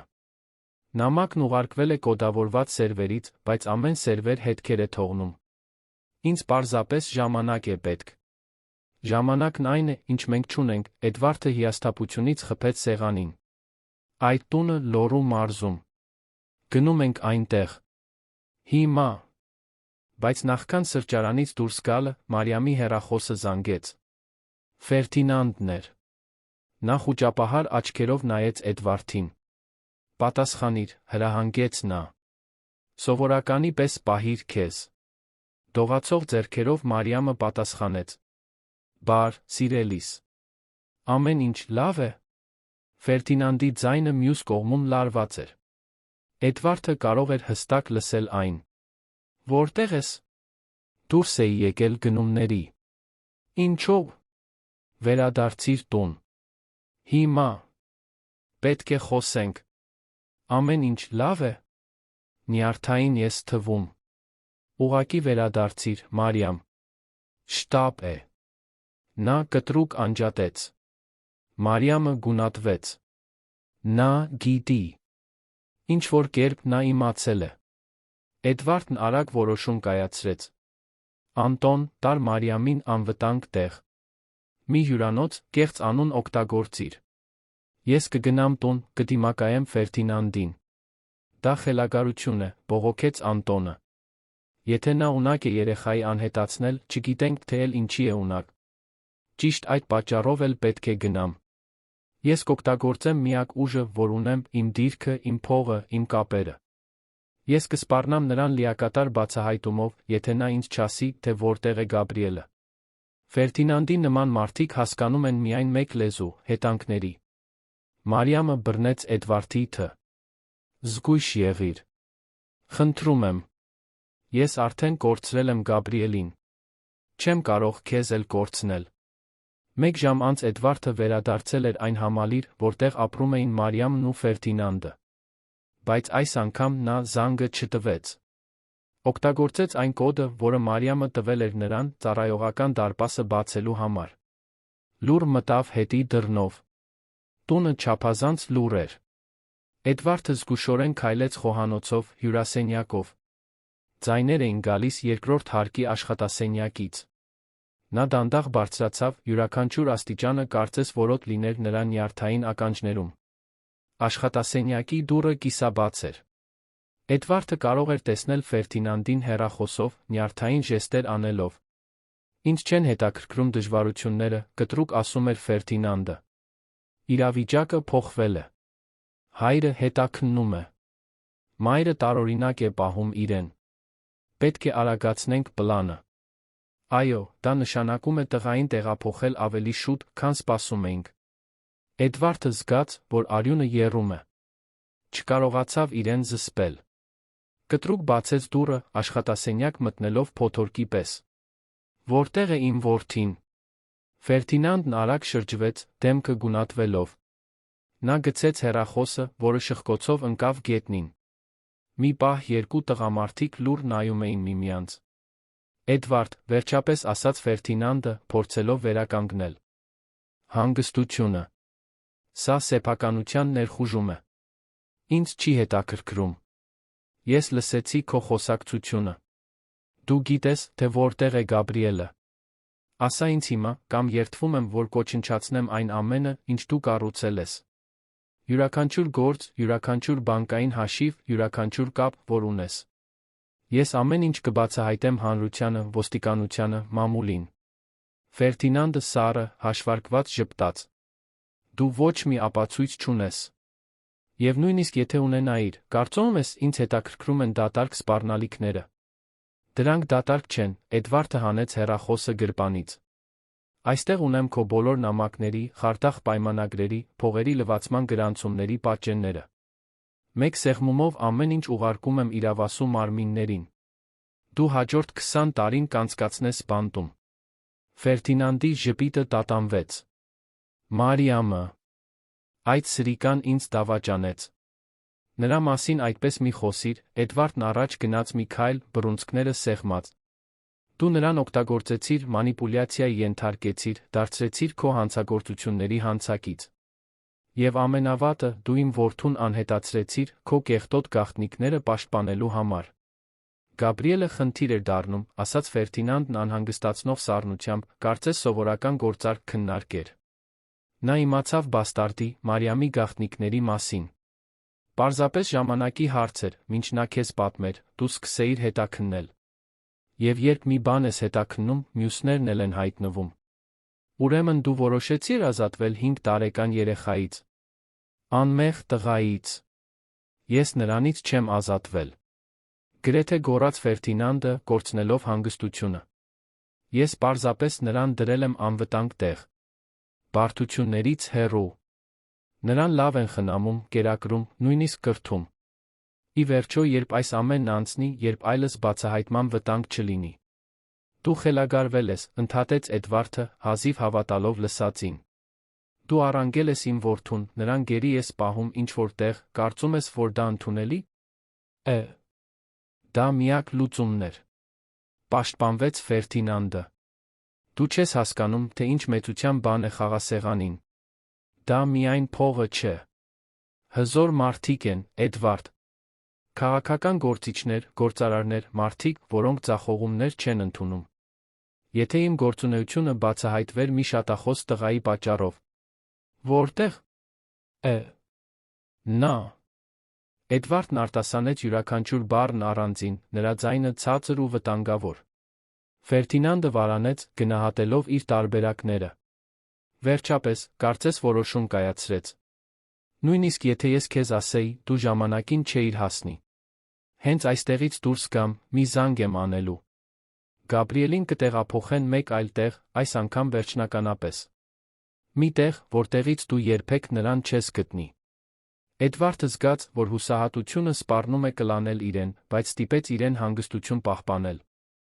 Տարիների ընթացքում գործարարության մեջ սովորել էր, որ հուսահատությունը թուլություն է։ Դու դա չես անի։ Որովհետև եթե անես, բանակցելու ոչինչ չես ունենա։ Եվ ես երաշխավորում եմ, որ առանց բանակցելու բանի, քո կյանքն այսօր ավարտվում է։ Դու մարդասպան չես, Էդվարդ։ Քաջություն չունես։ Պետք էլ չէ, որ լինեմ, Էդվարդը ժպտաց առանց հումորի։ Բայց ես ընկերներ ունեմ, որոնք շատ ավելի վտանգավոր են, քան դու կարող ես պատկերացնել։ Եվ նրանցից ոմանք ինձ մեծ լավություններ են պարտք։ Մի խոսքս, դու պարզապես անհետանում ես։ Քո գործերն անհետանում են։ Քո ամբողջ կյանքն անհետանում է։ Ճիշտ այնպես, ինչպես դու արեցիր իմ որդու հետ։ Հաջորդած լռությունը ծանր էր, լարվածությամբ լի։ Ֆերդինանդը կուլ տվեց, Էդվարդը կարողացավ առաջին անգամ նրա աչքերում վախի նման մի բան տեսնել։ Մի ֆերմա կա, վերջապես զիջեց Ֆերդինանդը։ Լոռու մարզում։ Այստեղից մոտ 3 ժամվա ճանապարհ։ Տղան այնտեղ է մի կնոջ հետ, ում ես վճարում եմ նրան խնամելու համար։ Նա հավատում է, որ ժամանակավորապես է այնտեղ, որ շուտով տուն է վերադառնալու։ Հասցեն։ Հիմա։ Ֆերդինանդը դողացող ձեռքերով հասցեն գրեց թղթի վրա։ Էդվարդը վերցրեց այն, շրջվեց դուրս գալու, բայց կանգ առավ դռան մոտ։ Դու կմնաս այստեղ։ Ոչ մի զանգ չես անի, ոչ ոքի չես զգուշացնի։ Ես մարդիկ ունեմ, որոնք հսկում են այս տունը։ Եթե որևէ բան փորձես անել, ապացույցներն անմիջապես կգնան ոստիկանություն, դու բանտ կգնաս մինչ մայրամուտ։ Հասկանալի՞։ Ֆերդինանդը պարզապես գլխով արեց, կարծես 10 րոպեում 10 տարով ծերացած լիներ։ Էդվարդը վազելով դուրս եկավ տնից, ճանապարհին զանգելով Անտոնին։ Հասցեն ստացա։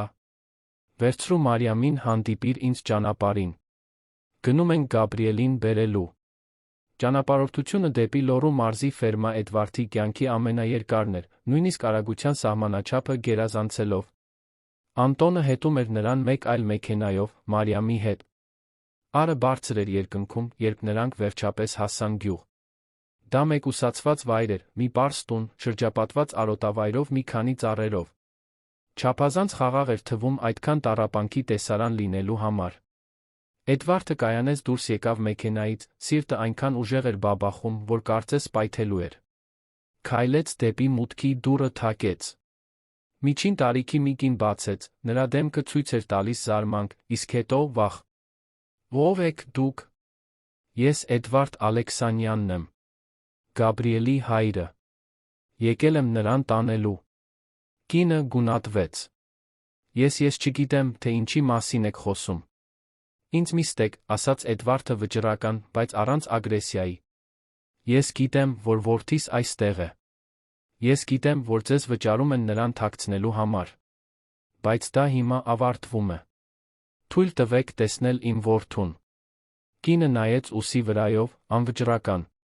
Պարոն Ֆերդինանդն ասաց, որ ոչ ոք չի կարող։ Ֆերդինանդը շուտով կձերբակալվի։ Եվ եթե դուք չհամագործակցեք, նրա հետ միասին կգնաք։ Բայց եթե հիմա ինձ օգնեք, եթե թույլ տաք իմ որդուն տուն տանել, ես երաշխավորում եմ, որ դուք խնդիրներ չեք ունենա։ Դուք իմ խոսքն ունեք։ Արցունքներ սկսեցին հոսել կնոջ դեմքով։ Ինձ փող էր պետք։ Ընտանիքս, մենք դժվարությունների միջով ենք անցնում։ Բայց այս տղան, նա ամեն գիշեր լաց է լինում, հորը կանչելով։ Ես այլս չեմ կարող դա տեսնել։ Վերում է, հետի սենյակում։ Էդվարդը բարձրացավ աստիճաններով 2-2, սիրտը կոկորդում։ Կանգ առավ նշված դռան դիմաց, խորը շունչ քաշեց։ Ձեռքերը դողում էին, երբ պտտեց բռնակը։ Սենյակը պարզ էր, բայց մաքուր։ Խաղալիքներ էին ցրված, մանկական գրքեր, մի փոքրիկ մահճակալ։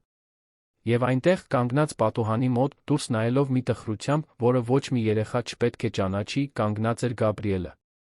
Տղան շրջվեց, լսելով դռան բացվելը։ Նրա աչքերը լայնացան։ Մի պահ ոչ մեկը չշարժվեց, կարծես չէին կարող հավատալ, որ դա իրական է։ Հետո Գաբրիելը վազեց։ Վազեց այն ամբողջ ուժով, որ թույլ էին տալիս նրա 5 տարեկան ոտքերը, գոռալով միակ բառը, որը պարունակում էր աշխարհի ամբողջ սերը, ամբողջ ցավը, ամբողջ կարոտը։ Հայրիկ։ Էդվարդը ծնկի իջավ, բացելով ձեռքերը, բռնեց իր որդուն, գրկելով նրան այնքան ուժեղ, որ վախենում էր վնասել, բայց չէր կարողանում բաց թողնել։ Գաբրիելը լաց էր լինում, Էդվարդը լաց էր լինում, այդ պահին աշխարհում այլս ոչինչ նշանակություն չուներ։ Ես գիտեի, որ դու ինձ կգտնես, հեկեկում էր Գաբրիելը հոր կրծքին։ Ես գիտեի։ 3 գիշեր փորձեցի զանգել, բայց Հեղինե մորաքույրը վերցրեց հեռախոսը, նախքան ավելին խոսելս։ Ամեն ինչ լավ է հիմա, մրմնջում էր Էդվարդը, անընդհատ համբուրելով որդու գլուխը։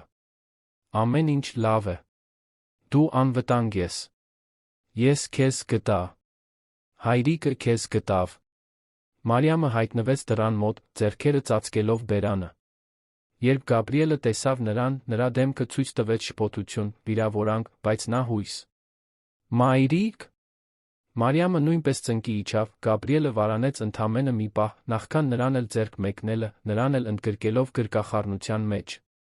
Երեքը մնացին այնտեղ մի կոտրված ընտանիք, որը փորձում էր վերականգնվել, լաց լինելով թեթացման, ուրախության, ցավի հույսի արդյունքներով։ Որոշ ժամանակ անց Գաբրիելը մի փոքր հեռացավ, նայելով հորն այն մեծ ու լուրջ աչքերով։ Հայրիկ, իսկ Սոֆյան։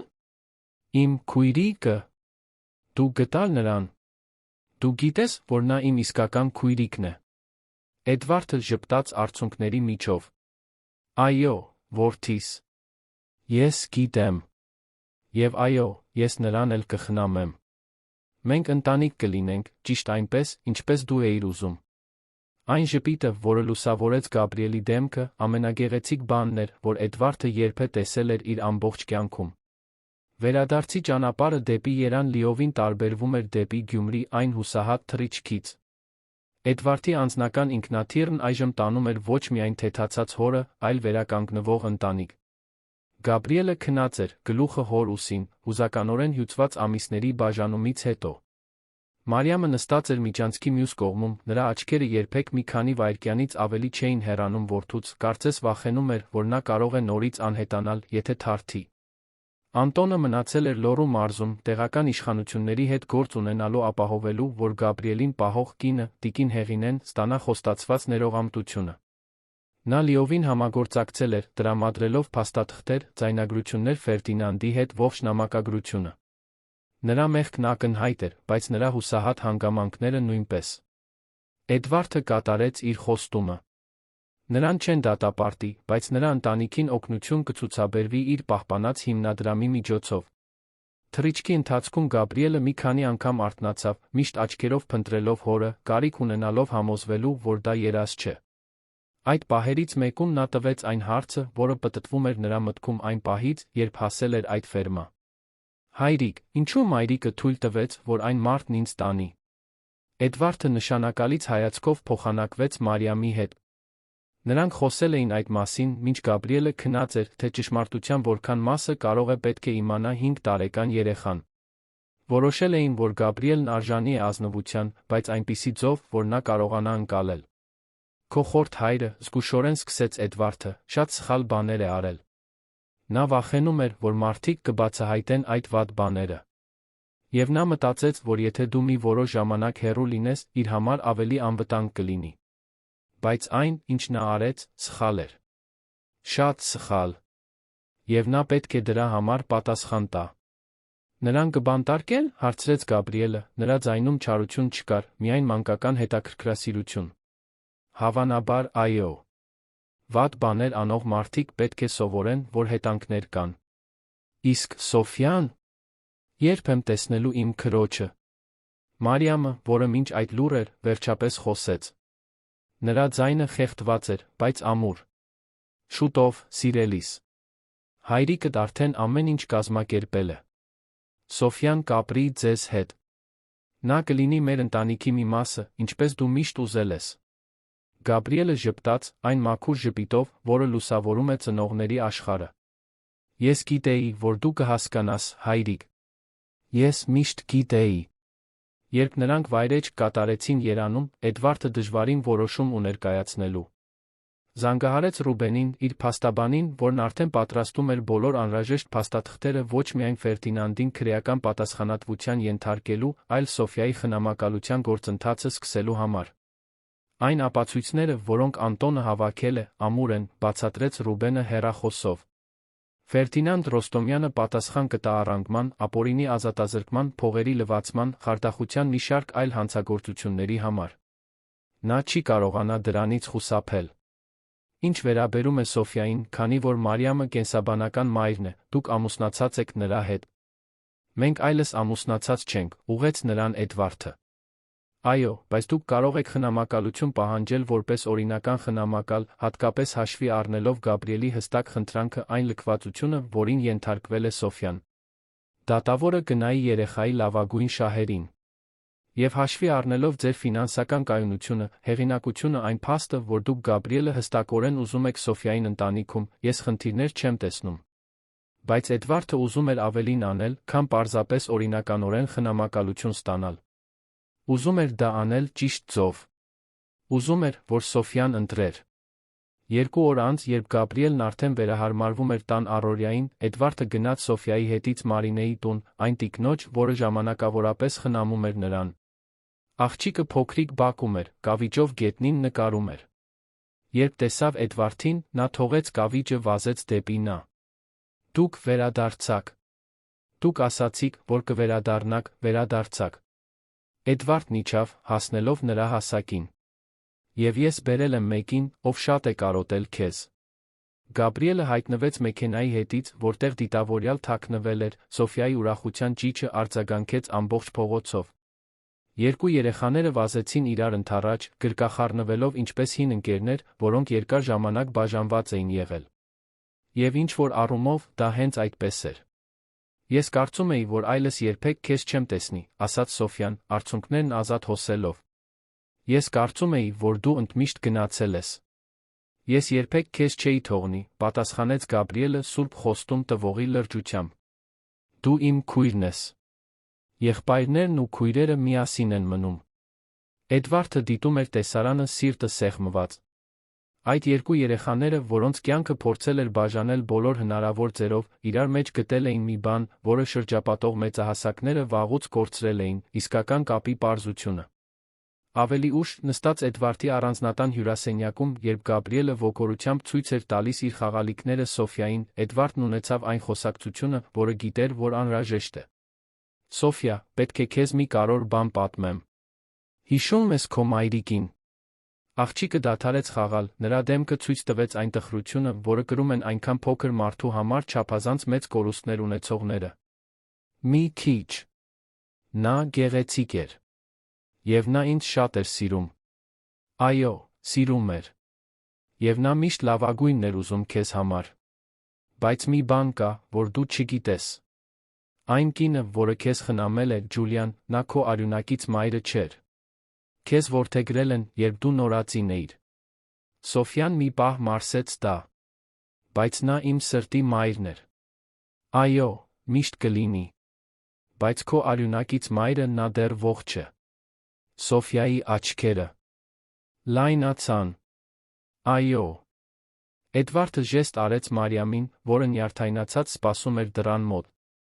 Նա դանդաղ ներս մտավ, ձեռքերը դողալով, աչքերը լի արցունքներով։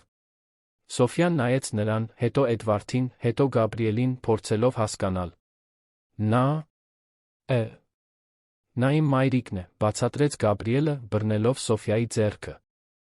Եվ նա քո մայրիկն էլ է։ Մենք իսկական եղբայր ու քույր ենք, Սոֆի։ Արյունակից։ Մարիամը ծնկի իջավ Սոֆիայի դիմաց, բայց հեռավորություն պահպանեց, չցանկանալով ոչինչ պարտադրել։ Ես գիտեմ, որ դու ինձ չես ճանաչում։ Եվ ես գիտեմ, որ սարսափելի սխալներ եմ գործել։ Ես քեզ տվել եմ ուրիշին խնամելու, երբ դու ծնվեցիր, որովհետև վախեցած էի ու շփոթված։ Բայց մի օր չի անցել, որ ես քո մասին չմտածեմ։ Ոչ մի օր։ Սոֆյան նայեց Մարիամին այն մեծ ու լուրջ աչքերով։ Ինչու դու չեկար իմ հետից։ Երբ մայրիկ Ջուլիան գնաց, ես մենակ մնացի։ Հարցը, որ տրվեց երեխայի դաժան ազնվությամբ, Մարիամին դանակի պես կտրեց։ Որովհետև ես վախկոտ եմ, պատասխանեց նա, նրա պատասխանի անկեղծությունը զարմացրեց նույնիսկ Էդվարդին։ Ես վախենում էի, թե մարդիկ ինչ կմտածեն, թե ինչ կլինի իմ կյանքի հետ։ Ես իմ վախերը քեզնից առաջ դրեցի։ Եվ դրա համար դու կորցրեցիր քո մանկության մի մասը, որը ես երբեք չեմ կարող քեզ վերադարձնել։ Ես չեմ սպասում, որ դու ինձ ներես։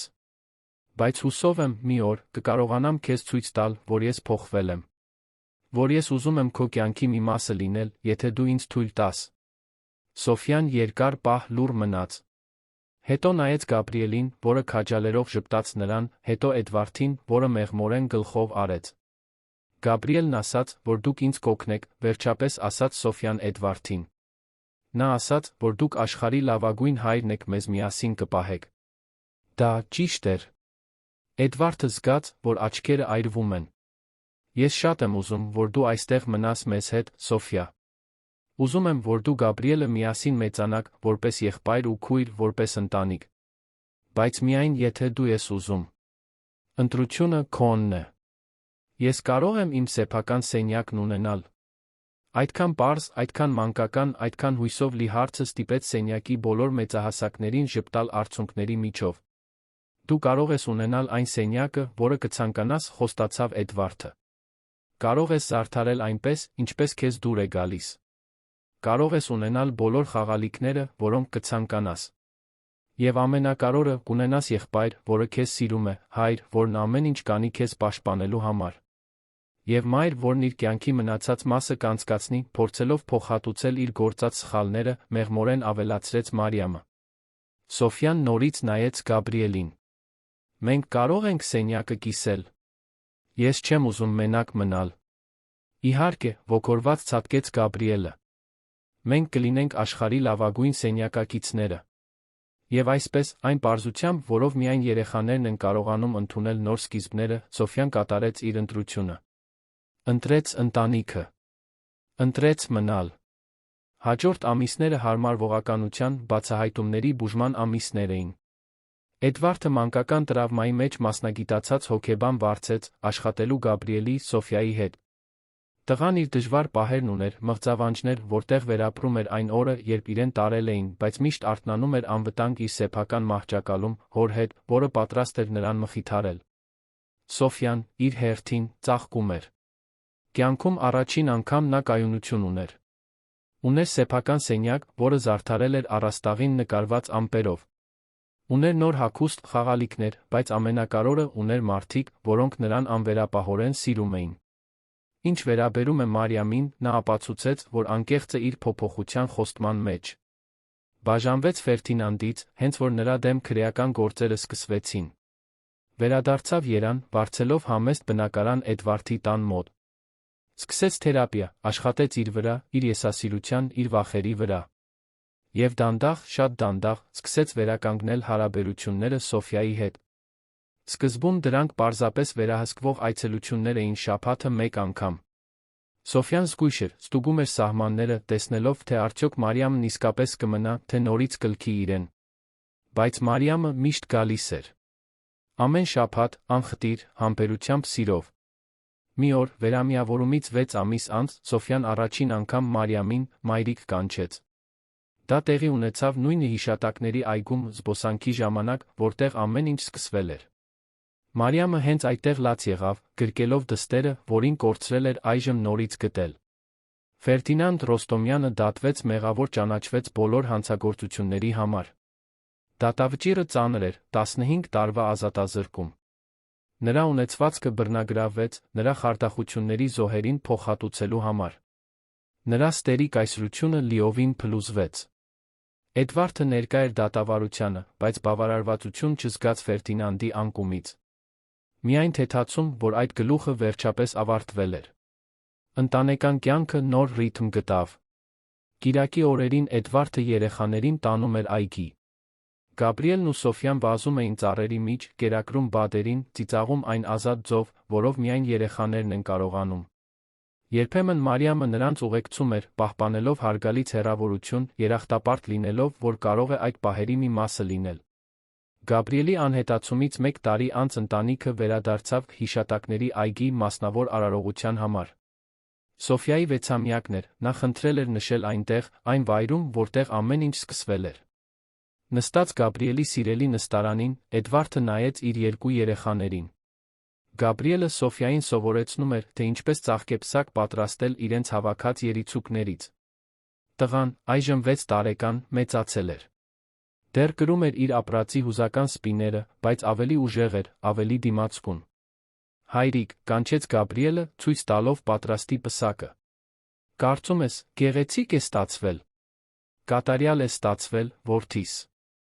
Սա քեզ համար է, Սոֆի, Գաբրիելը պսակը դրեց քրոջ գլխին։ Որովհետ այսօր քո հատուկ օրն է։ Եվ որովհետ դու արքայադուստր ես։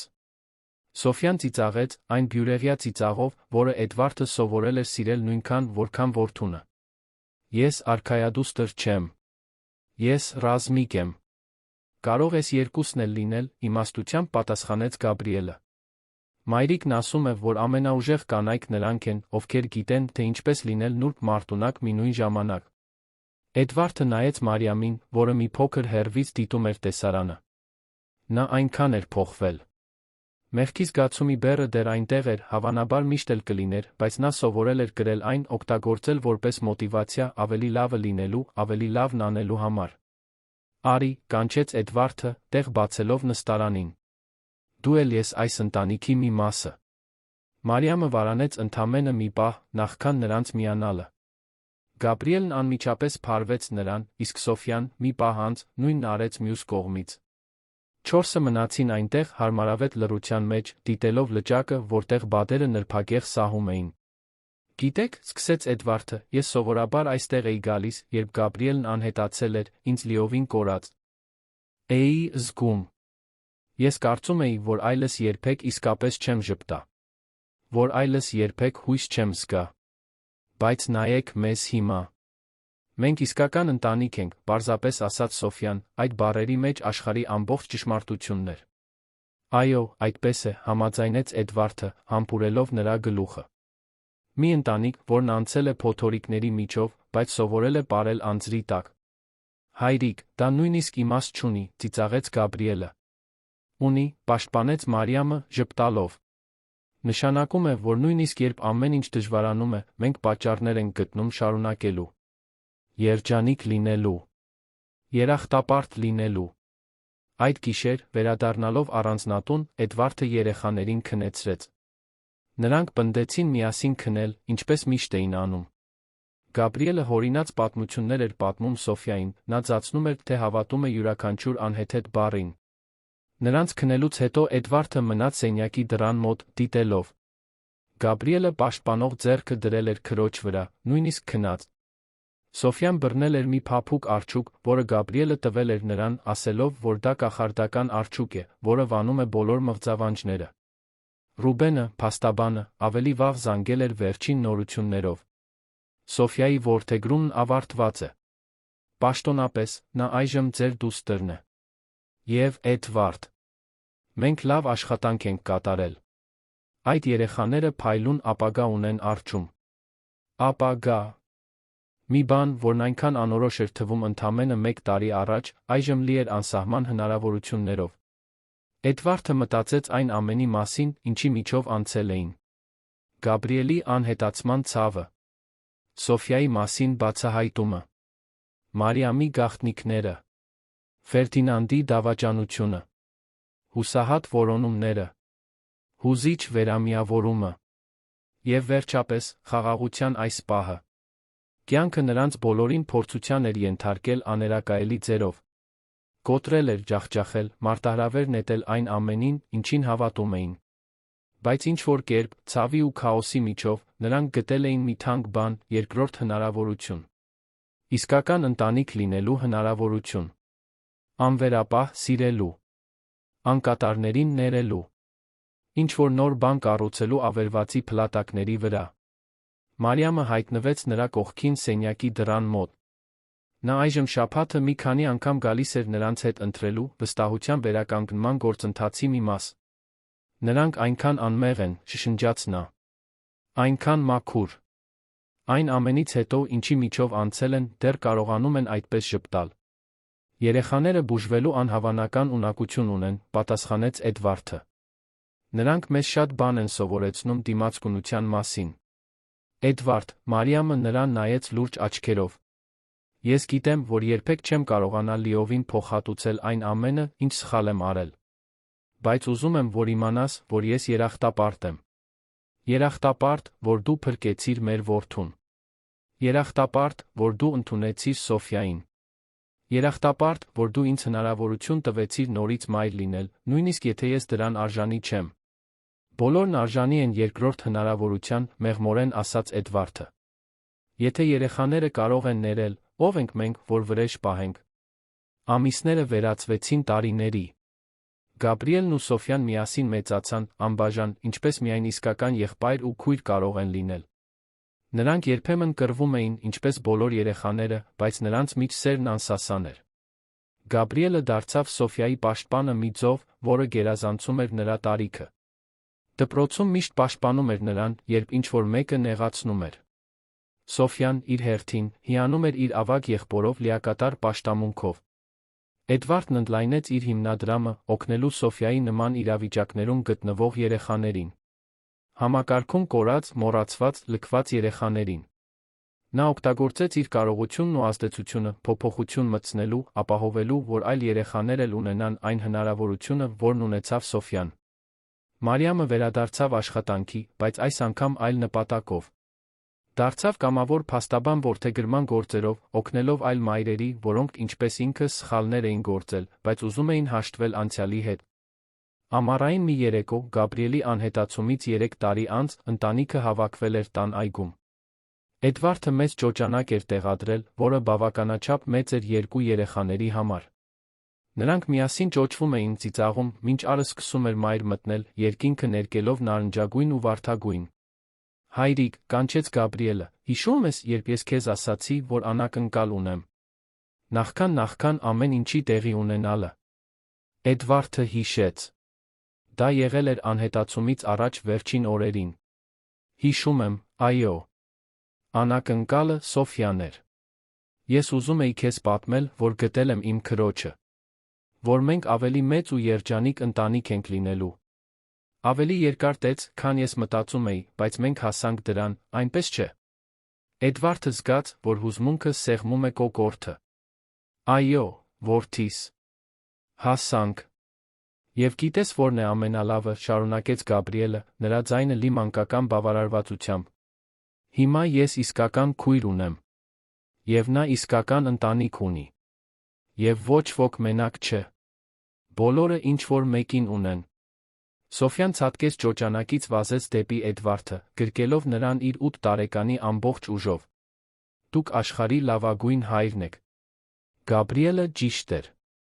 Մարիամը, որը խոհանոցում լիմոնադ էր պատրաստում, դիտում էր տեսարանը պատուհանից։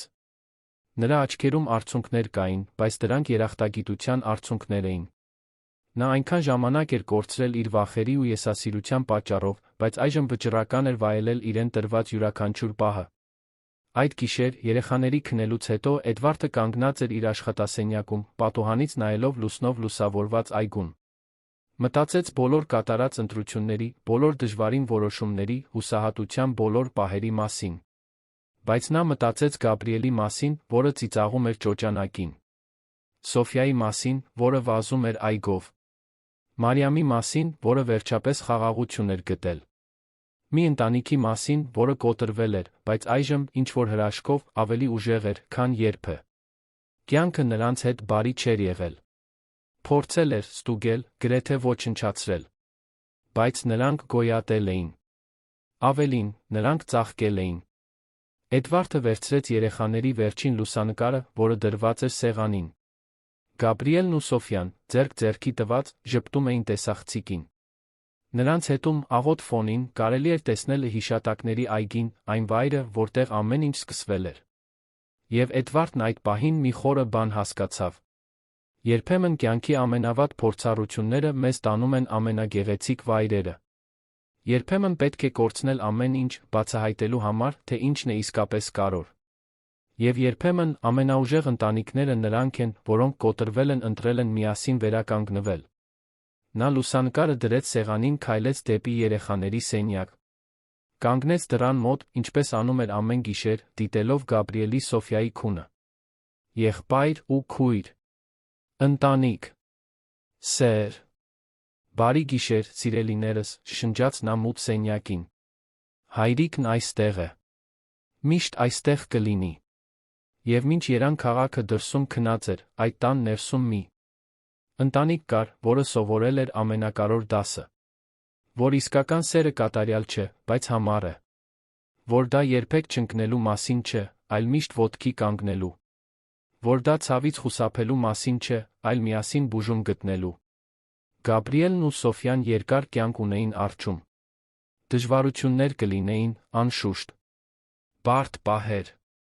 Բայց նրանք կունենային իրար։ Կունենային մի ընտանիք, որը պայքարել էր նրանց համար։ Կունենային հայր, որը սարեր էր շարժել նրանց գտնելու համար։ Կունենային մայր, որը սովորել էր, սխալի քավության միջոցով, մայրական սիրո իսկական իմաստը։ Եվ ի վերջո, դա էր այն ամենը, ինչ կարևոր էր։ Լուսաբացը շուտով կգար, բերելով նոր օր։ Եվ դրա հետ նոր հնարավորություններ, նոր արկածներ, նոր պատմություններ, որոնք պետք է գրվեին։ Բայց առայժմ այդ լուռ ու խաղաղ գիշերը մի ընտանիք քնած էր անվտանգ, ամբողջական լի հույսով դեպի ապագան, որը դեռ առջում էր։ Եվ ինչ-որ տեղ Գաբրիելն ու Սոֆյան երազում էին։ Երազում էին այգիների ու ճոճանակների մասին, ծիծաղի ու գրկախառնությունների մասին։ Մի ապագայի մասին, որտեղ նրանք միասին էին, միշտ միասին, ճիշտ այնպես, ինչպես պետք է լիներ ի սկզբանե։ Որովհետև ի վերջո, սերը միշտ ճանապարհ է գտնում, միշտ լուծում է գտնում, և միշտ հաղթում է։